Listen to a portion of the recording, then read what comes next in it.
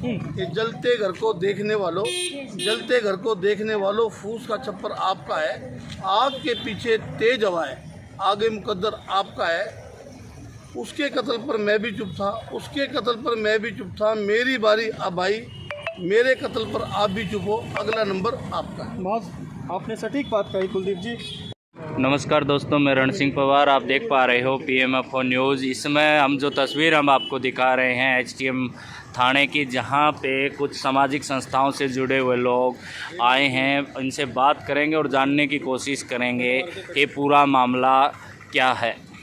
आज हम खड़े हैं HTM चौकी के बाहर और एक रोज़ाना जो मामले देखे जा रहे हैं ना, बलात्कार, दुष्कर्म, आखिर बच्चियां ही क्यों शिकार बन रही है हिंदुस्तान में। मैं आपका धन्यवाद करूंगा, आपके चैनल का धन्यवाद करूंगा कि आप इस गंभीर मुद्दे को उठाते हो, आवाज़ बनते हो, लोगों की आवाज़ बनते हो। तो मैं बताना चाहूँगा मेरे शहर के सम्मानित नागरिकों से कि पिछले दिनों से हम लगातार आवाज़ उठा रहे हैं। छोटी बच्चियों पर रेप की, उन पर हुए दुराचार की, लेकिन समाज की संस्थाएं भी बड़ी तादाद में आगे नहीं आई।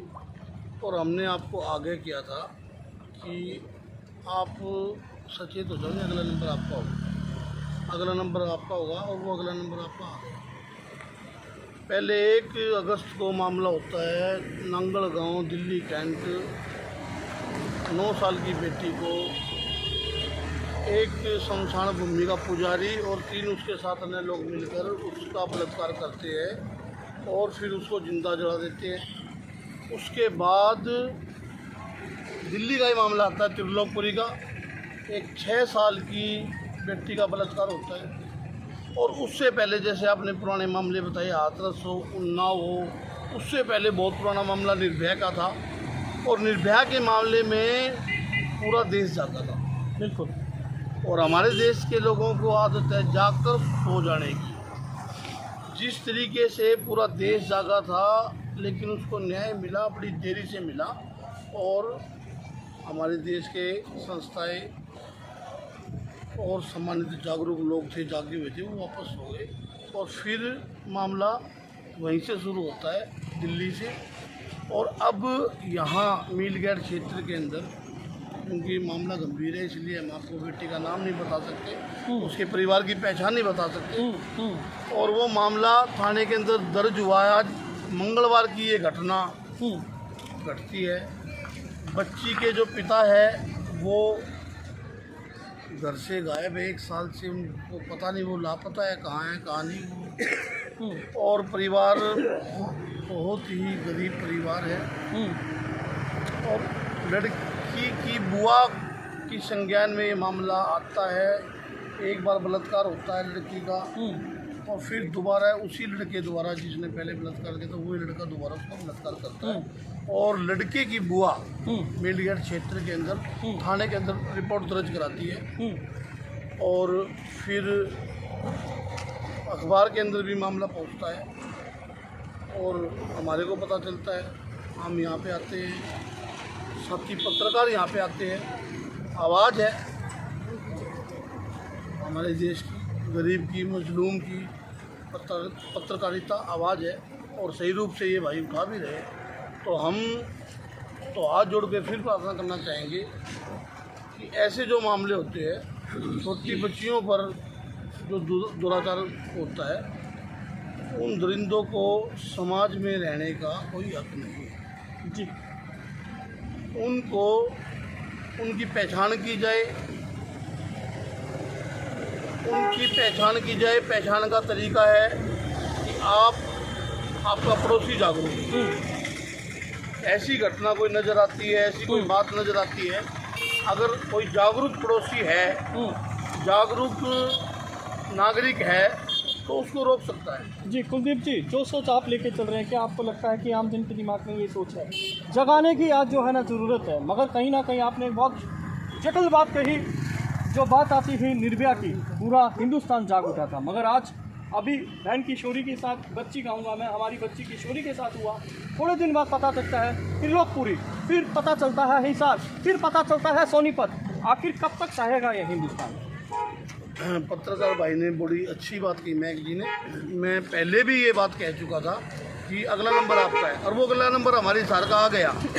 अब भी अगर नहीं जागे तो फिर तो मामला बड़ा गंभीर हो जाएगा, क्योंकि ये जो जहाँ जिस देश में, जिस शहर में, जिस कस्बे में, जिस वार्ड में, जिस मोहल्ले में जहाँ बेटी सुरक्षित नहीं है वहाँ कुछ सुरक्षित नहीं है। एक तरफ सरकार बड़े बड़े नारे लगाती है, करोड़ों रुपए के होर्डिंगों पे खर्चा होता है, ऐड होती है टीवी पे, लाखों रुपए की, करोड़ों रुपए की टीवी पे ऐड होती है, और बेटी बचाओ बेटी पढ़ाओ का नारा दिया जाता है। तो बेटी सुरक्षित ही नहीं है।